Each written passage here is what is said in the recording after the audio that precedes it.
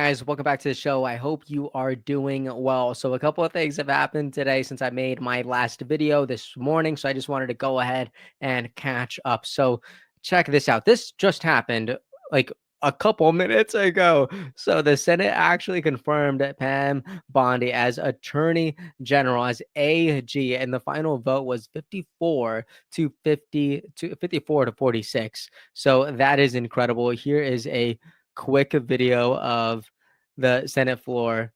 Check this out, and you just see the tallies continue to rise. So the yays are at 53, just turned 54. Nays are at 46. So this is great news, and that is amazing. I also saw this. I wish I would have included this in my earlier video about RFK Jr., but I didn't see it. Sometimes I make a video and I publish it and it's just done. And because it's the news, like I don't obviously I don't see everything. I don't know everything. I'm just a person, right? And then I see something, I'm like, dang it, that would have been great to be part of that video earlier. Right. But Callie Means actually shared this earlier. He said, let's be very clear. RFK Jr. is the most important cabinet confirmation in American history. Holy smokes, that sounds so powerful. Bobby and President Trump have gone up against the largest and most powerful industries in the country and are winning. The result is the chance of a healthier future for our kids. This is crazy. That almost has a quarter of a million views just shared today. Callie Means, ladies and gentlemen. So good. Another thing happened today. Guys, check this out. So Tulsi Gabbard also, like right after my video was posted, I believe Tulsi Gabbard was actually she passed to her Senate committee as well. So now her vote is going to go to the Senate floor as well. So that is amazing. What a day for Tulsi Gabbard. What a day for RFK Jr. And there's even this video that is going around, right? It's about 3 minutes long, but it's just a really great video just displaying Tulsi Gabbard, and it's just great, right? So I love it. And I also saw this from Senate Republicans today, and they put that Lieutenant Colonel Tulsi Gabbard is a patriot who has served our country for more than 20 years.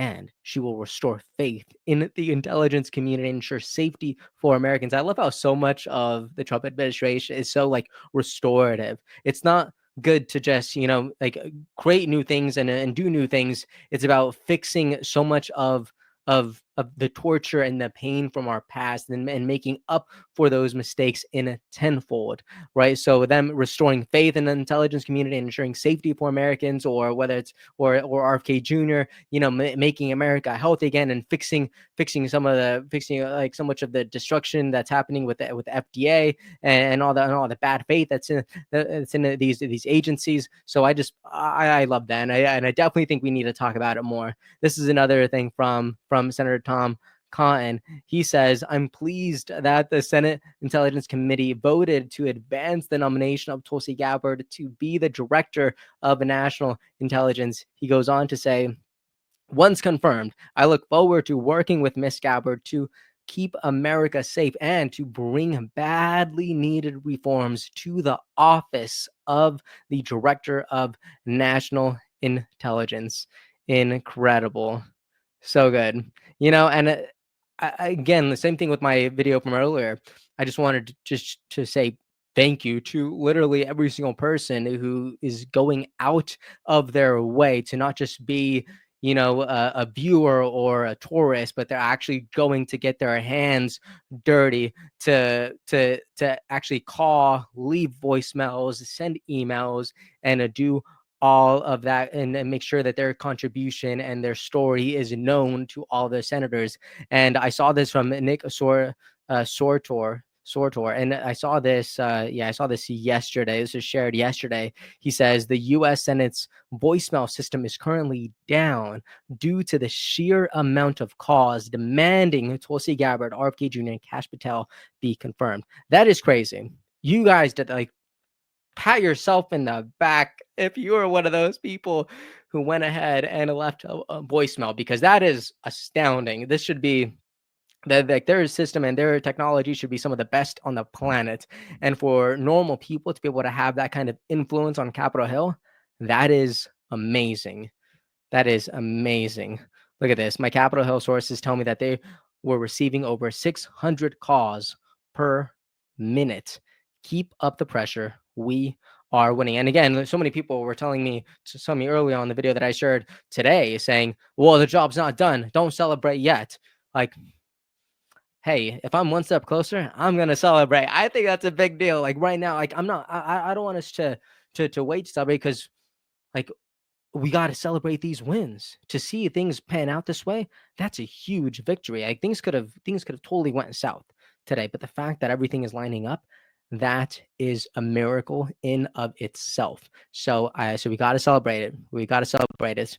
I love it. All right, there's one other thing that I want to share, and I saw this earlier, and it was from the press secretary, and she says that legacy media can't keep up with all of this good news. And I don't know about you, but that's like exactly what I have been feeling lately. And literally, being in this kind of space where you go ahead, you talk about the news and you make videos for other people to watch, right? Like it's almost like things happen so fast. Like you got to be able to turn things around. And it's kind of crazy because you can go ahead and work on something, you can publish it, and immediately like it's old news because like the world has already changed in that moment because maybe there's a press conference, maybe XYZ, and you can't keep up. So I love that press secretary Caroline Leavitt is actually talking about this. She shared this today. So check out this quick video. I've heard from people across the country saying, we're doing such a great job at the White House. Well, it's easy to do a good job when you are acting on common sense and you are speaking the truth. And that's exactly what President Trump is doing every single day. Canada, Mexico, Panama, Denmark, Colombia, Venezuela, all have given in to Donald Trump. They've all caved.